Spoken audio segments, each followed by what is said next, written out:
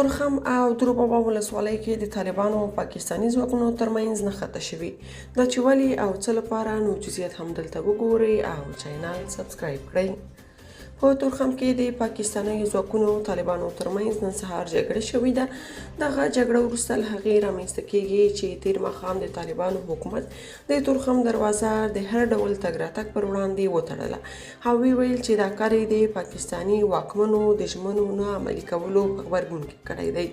د تورخم له سیمې یو شمېر ویډیوګانې په ټولنیزو رسنیو کې خپریږي چې پکې خلک په منډو دي له سیمې پښې سپکوي او د جګړې په اړه خبرې کوي. تېره شپه د طالبانو په کنټرول کې باختر خبري اژانس د تورخم د کمیسار د مولوي محمد صدیق له قوله خبر خپور کړ چې تر بل امره د تورخم دروازه وتړل شوه. طالب سرچینې وایي چې پاکستاني ځواکونو د تیرو 10 ورځو راهیسې ناروغانو او ورسره مل پیوازانو ته اجازه نه ورکوله ترڅو علاج لپاره پښتونخوا ته لاړ شي او همدارنګه ویزې هم پر افغانانو بندې کړې. نو دا دوه چې بندي بیا تجارت ته هم اړتیا نشته او په کار مونه دي. له بل لوري د ننګرهار له دروبابا ولسوالۍ څخه هم را رسېدلي خبرونه وایي هلته تېره شپه د پاکستاني ځواکونو او افغان طالبانو ترمنځ نښته شوې چې پکې د لغمان ولایت د لیشنګ ولسوالۍ یو تن طالب وژل شوی او کورنۍ د